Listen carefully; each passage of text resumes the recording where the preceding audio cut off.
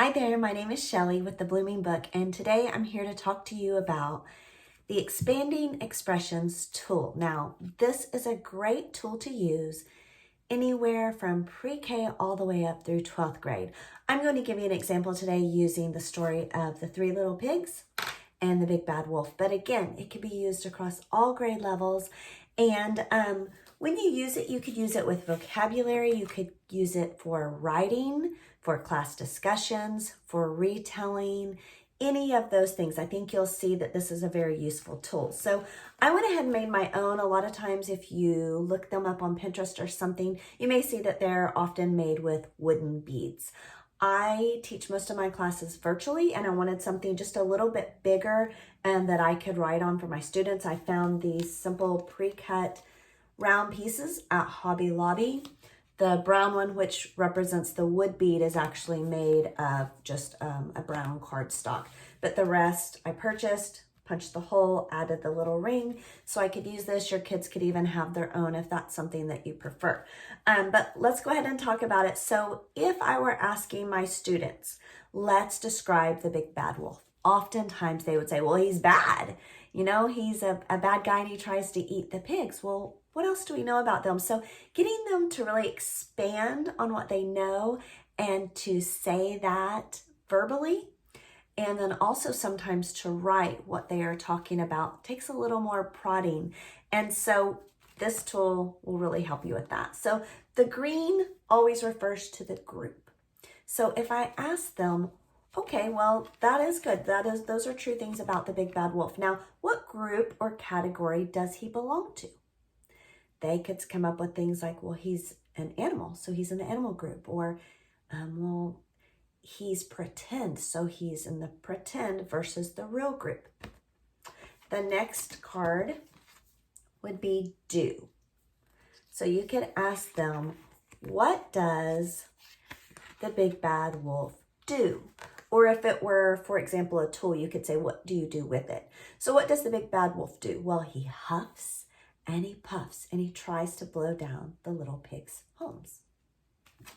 The next one will be an I, and you're going to ask them, what do you see? What does he look like? For example, what is his size, his shape, or what color is he? And they could say things like, well, he's brown, he's big, he's furry, all of those things. He has claws, so that's what they see.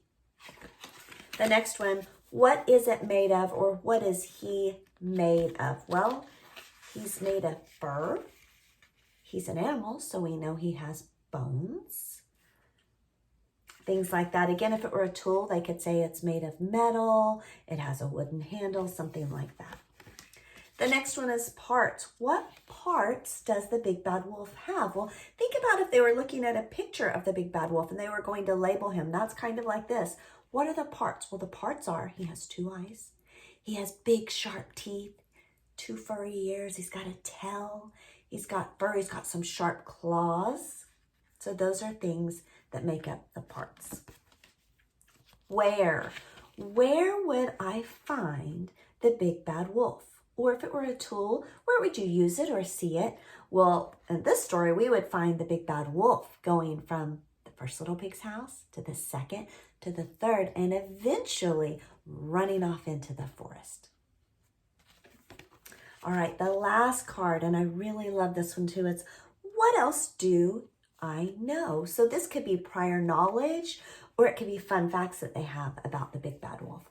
Well, something they might tell us is the Big Bad Wolf huffed and puffed a lot and blew down the first 2 pigs' houses. Maybe the last one they could say was at the last house, he landed in the pot of fire, or the boiling water that the pigs had made, and burned his tail and took off into the woods. Some other things they might know is some of my students know that the Big Bad Wolf has another story called The True Story of the Big Bad Wolf. And so maybe we hear it from his side. So just other things. Maybe they have facts that they know about actual wolves and they could bring those in. So all of these things just really get your students talking using vocabulary, maybe from the story. It could be some retelling in there. The other thing is my students are language learners, and so this really helps them develop their language, develop their speaking skills, and a little bit of the comfort of having some prompts, almost like a sentence starter for me to prompt them on each thing rather than just saying, what do you know about the big bad wolf? And maybe they have those thoughts in there but aren't quite sure how to get them out. So anyway, if you have more questions, please comment below.